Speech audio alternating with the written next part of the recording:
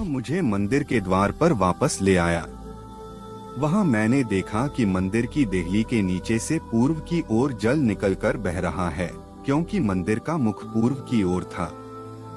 जल वेदी के दक्षिण में मंदिर के दक्षिण पार्श्व के नीचे से बह रहा था। वह मुझे उत्तरी फाटक से बाहर घुमाकर पूर्व के बाह्य फाटक तक ले गया। वहां मैंने देखा कि जल दक्षिण पार्श्व से टपक रहा है। उसने हाथ में माप की डोरी लेकर पूर्व की ओर जाते हुए 1000 हाथ की दूरी नापी। तब उसने मुझे जलधारा को पार करने को कहा। पानी टखनों तक था। उसने फिर 1000 हाथ नापकर मुझसे जलधारा को पार करने को कहा। पानी घुटनों तक था। उसने फिर 1000 हाथ नापकर मुझसे जलधारा को पार करने के कहा। पानी कमर तक था। उसने फिर 1000 हाथ की दूरी नापी। अब मैं उस जलधारा को पार नहीं कर सकता था। पानी इतना बढ़ गया था कि तैरकर ही पार करना संभव था। वह जलधारा ऐसी थी कि उसे कोई पार नहीं कर सकता था। उसने मुझसे कहा, मानवपुत्र, क्या तुमने इसे देखा? तब वह मुझे ले गया और बाद में उसने मुझे फिर जलधारा के किनारे पर पहुंचा दिया। वहां से लौटने पर मुझे जलधारा के दोनों तटों पर बहुत से पेड़ दिखाई पड़े। उसने मुझसे कहा, यह जल पूर्व की ओर बहकर अराबा घाटी तक पहुंचता और समुद्र में गिरता है। यह उस समुद्र के खारे पानी को मीठा बना देता है। यह नदी जहां कहीं गुजरती है, वहां पृथ्वी पर विचरने वाले प्राणियों को जीवन प्रदान करती है। वह बहुत सी मछलियां पाई जाएंगी, क्योंकि वह धारा समुद्र का पानी मीठा कर देती है और जहां कहीं भी पहुंचती है, जीवन प्रदान करती है। नदी के दोनों तटों पर हर प्रकार के फलदार पेड़े उगेंगे। उनके पत्ते नहीं मुरझाएंगे और उन पर कभी फलों की कमी नहीं होगी।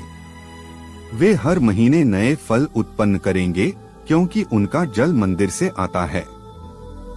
उनके फल भोजन और उनके पत्ते दवा के काम आएंगे। सुसमाचार संत योहन 5:1-6। इसके कुछ समय बाद ईसा यहूदियों के किसी पर्व के अवसर पर यरूशलेम गए। यरूशलेम में भेड़ फाटक के पास एक कुंड है, जो इब्रानी भाषा में बेथेस्दा कहलाता है। उसके 5 मंडप हैं। उनमें बहुत से रोगी, अंधे, लंगड़े और अधरंग रोगी पड़े हुए थे। वे पानी के लहराने की राह देख रहे थे, क्योंकि प्रभु का दूत समय समय पर कुंड में उतरकर पानी हिला देता था। पानी के लहराने के बाद जो सबसे पहले कुंड में उतरता था, चाहे वह किसी भी रोग से पीड़ित क्यों न हो, अच्छा हो जाता था। वहाँ एक मनुष्य था जो 38 वर्षों से बीमार था। ईसा ने उसे पड़ा हुआ देखा और यह जानकर कि वह बहुत समय से इसी तरह पड़ा हुआ है, उससे कहा, क्या तुम अच्छा हो जाना चाहते हो? रोगी ने उत्तर दिया, महोदय, मेरा कोई नहीं है जो पानी के लहराते ही मुझे कुंड में उतार दे। मेरे पहुंचने से पहले ही उसमें कोई और उतर पड़ता है। ईसा ने उससे कहा, उठकर खड़े हो जाओ, अपनी चारपाई उठाओ और चलो। उसी क्षण वह मनुष्य अच्छा हो गया और अपनी चारपाई उठाकर चलने फिरने लगा। वह विश्राम का दिन था, इसलिए यहूदियों ने उससे, जो अच्छा हो गया था, कहा, आज विश्राम का दिन है। चारपाई उठाना तुम्हारे लिए उचित नहीं है। उसने उत्तर दिया, जिसने मुझे अच्छा किया, उसी ने मुझसे कहा, अपनी चारपाई उठाओ और चलो। उन्होंने उससे पूछा, कौन है वह जिसने तुमसे कहा, अपनी चारपाई उठाओ और चलो?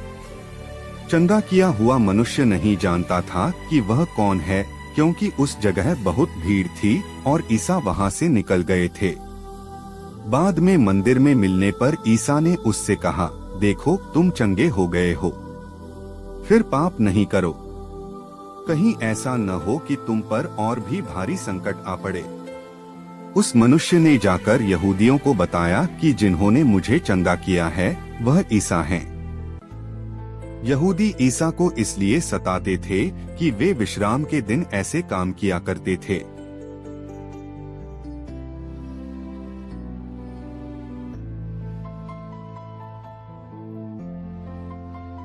आज हम यीशु को एक ऐसे व्यक्ति को चंगा करते हुए पाते हैं जो 38 वर्षों से बीमार था। जब बीमारी लंबी होती है तो हम उम्मीद खोने लगते हैं। यरूशलेम में बेथेस्दा कुंड के पास लेटा हुआ आदमी अभी भी आशावान था और उसकी आशा को यीशु ने पुरस्कृत किया। उस व्यक्ति ने यीशु से कहा, हे प्रभु, मेरे पास कोई नहीं है जो मुझे कुंड में डाल दे जब पानी हिलाया जाए, और जब मैं अपना रास्ता बना रहा हूँ तो कोई और मुझसे आगे निकल जाता है। यह लाचारी और परित्यक्त होने की उनकी भावना की अभिव्यक्ति थी। स्तोत्रकार कहता है, वह दरिद्र को अर्थात कंगालों और जिनका कोई सहायक नहीं होता उनका उद्धार करता है। स्तोत्र 72:12। असहायों की सहायता करने से प्रभु प्रसन्न होते हैं। एस्तेर की प्रार्थना बहुत महत्वपूर्ण है।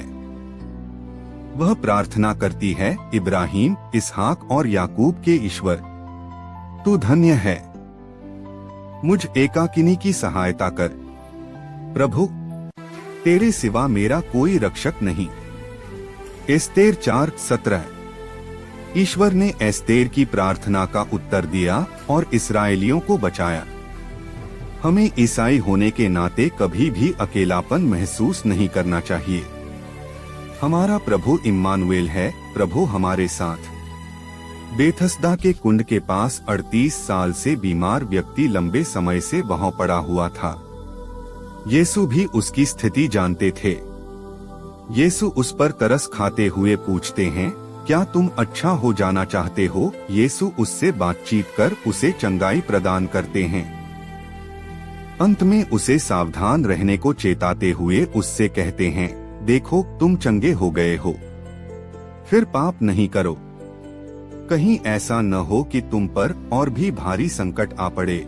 यीशु न सिर्फ उस मनुष्य का इतिहास जानते थे बल्कि वे इस मानवीय स्वभाव से भी परिचित थे कि यदि हम स्वयं रक्षा नहीं करें और जीवन को अच्छी बातों से नहीं भरे तो हम अपने पुराने पापमय स्वभाव की ओर लौट सकते हैं।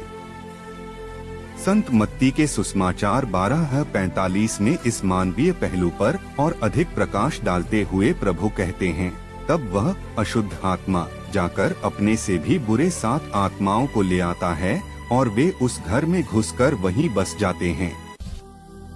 इस तरह उस मनुष्य की यह पिछली दशा पहली से भी बुरी हो जाती है। मत्ती 12:45। चंगाई हमें नया जीवन जीने का अवसर प्रदान करती है, लेकिन बुराई के विरुद्ध हमारी लड़ाई सदैव चलनी चाहिए, अन्यथा हमारे पुराने पापमय स्वभाव की इच्छाएं पुनः बलवत हो उठती है। बुराई की ताकतों में बहुत जुझारूपन होता है। वे हमेशा हमें प्रलोभन देती रहती है। हमें चाहिए कि हम हमारे नए स्वभाव को प्रार्थना के द्वारा यीशु से भरें।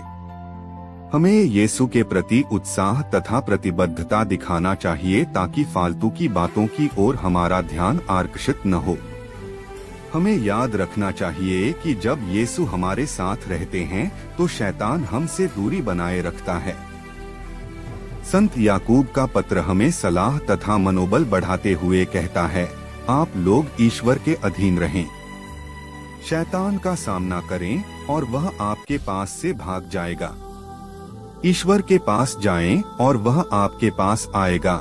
याकूब 4:7-8। आइए हम इन बातों पर ध्यान दें।